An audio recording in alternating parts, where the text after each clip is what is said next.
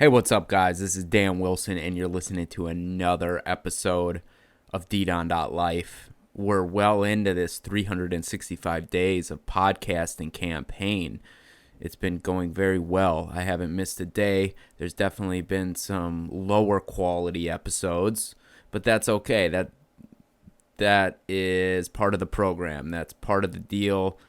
The whole point is to just make sure you do it every day and have a long-term perspective. Tonight I have my very good friend Nick Ulrich joining me on the podcast. I've been meaning to get Nick on for a while. As some of you might know, we used to have a podcast together. And I think both of us agree it would be nice to keep it going. So Nick is one of my favorite podcast partners because we've been doing it for so long together. And he's kind of made for this. Unfortunately, in this episode, I was driving him to pick up his car, and we were fighting. We didn't exactly know where we were going, so we were battling directions, and we were looking for an ATM machine, and it's short, and it's a little bit distracting, but whatever I just said, whatever we talk about, we talk about. We ended up talking about Wim Hof breathing. If you've heard podcasts in the past from ddon.life, you've probably heard some of this stuff, but I think it was good to hear Nick's take, and it's a short one. So hope you like it, guys. Have a good night. ddon.life, available on iTunes. Use your podcast app. Also, we're on YouTube, and follow me on Instagram, James Primus, numeral 3. All one word. And, there's the ddon.life Instagram as well. And that's all I have for you. Here it is, ladies and gentlemen, Nick Ulrich.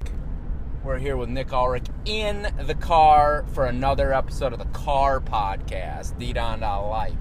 You gotta love the car podcast. I do. I usually get my best thoughts out when I'm driving in the car. Unfortunately, I never hit record. I've done a few car podcasts, and it's weird. This is the first one I've done where I'm passengering and doing a podcast. But it is a certain space in your mind that you're accessing when you're driving. It's kind of a zone out. Yeah.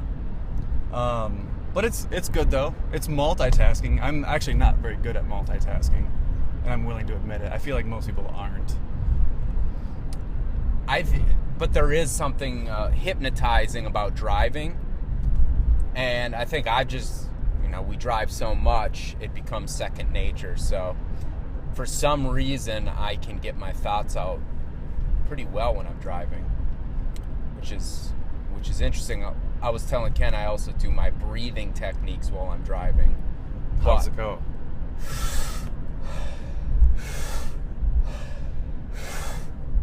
And I do That's that like the Wim Hof stuff. I do like 10 of those, but I usually do get a little bit dizzy. Yeah. And it's like, whoa. But yeah. It never gets too. How many times a day do you do that? I've been doing it every morning. It's just kind of my process, my ritual. When I get into the car, I get into my car.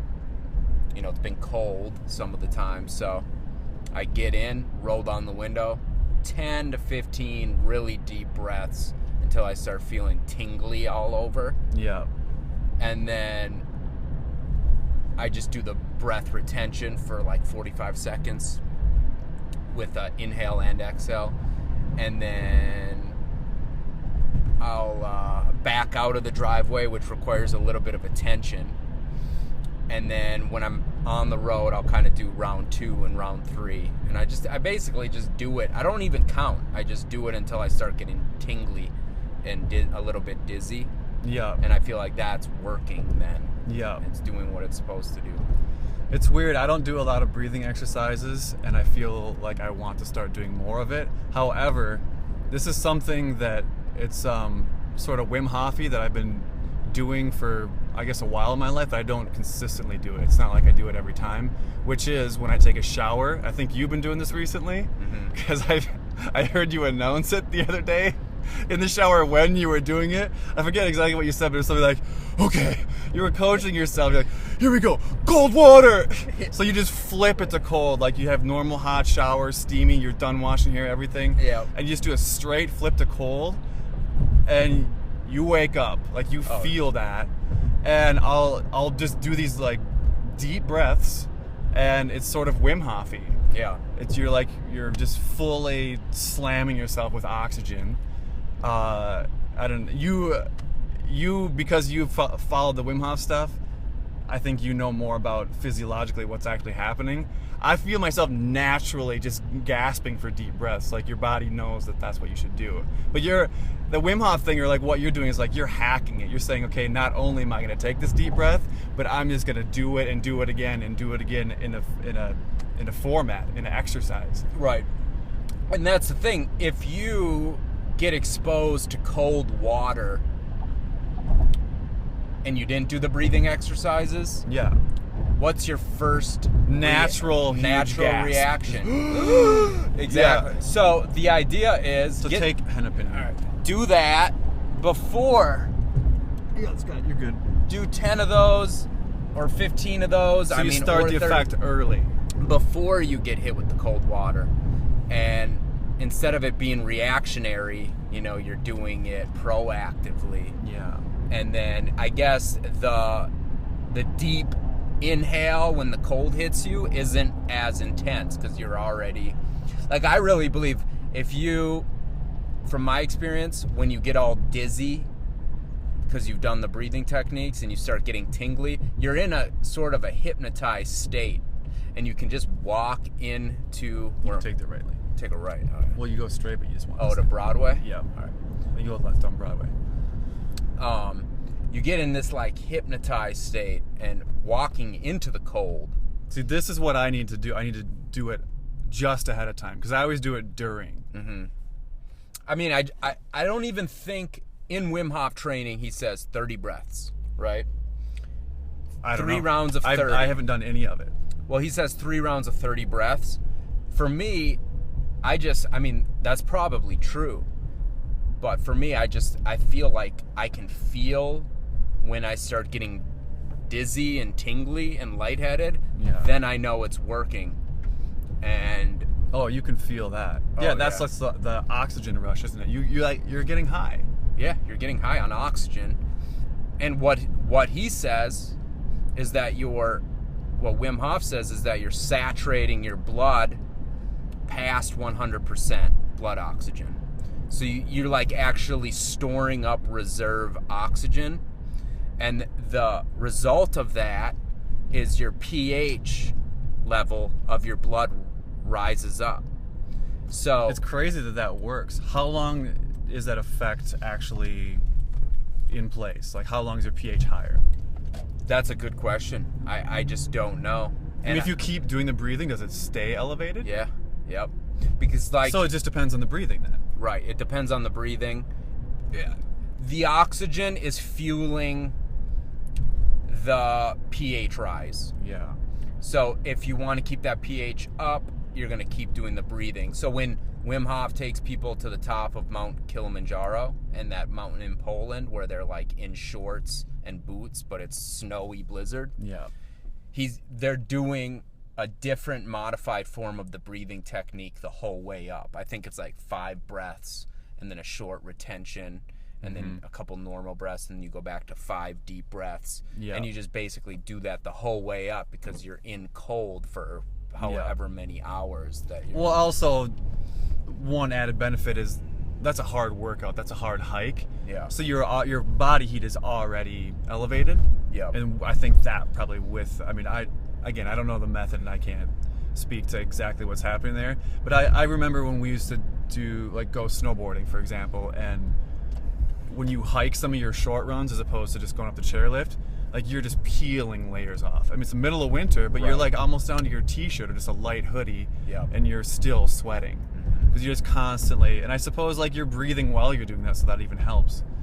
But that is true. The more when I do the breathing technique, keep going. Right at the light. Okay. When you do the breathing technique while you're walking, you can't retain your breath as long. You can't hold your breath as long as when you're sitting still. But that makes sense because the more you're moving, the more oxygen you're using more, right? But it does warm you up. So like when I wake up and I take a walk to Starbucks or Kowalski's in the morning and it's cold out, I just start doing the breathing technique like right as I walk out the door. Yeah. And after like 5 breaths, you can feel the inner fire, like the fire inside kind of being poked and blown on. Yeah, left here. All right. So I think that's the best metaphor that I've heard talk about it. What do you do when you want to make a campfire bigger? You blow on it. Yeah. So what do you do when you want to... Then right. We're almost there. What do you want to do when you want to increase your internal fire, your body heat? You give it oxygen, but instead you're inhaling it aggressively, forcefully, and that's stoking the inner fire. Yeah. Well, It's actually a decent analogy. good conversation. Kept it quick. That's, I think, what I had in mind. Random. Yeah, right. ddon's just giving me a ride to go get my car, which is great. Before you leave on a trip tomorrow, which we'll talk about when you get back. There you have it. My question is, for those that follow this, keep going.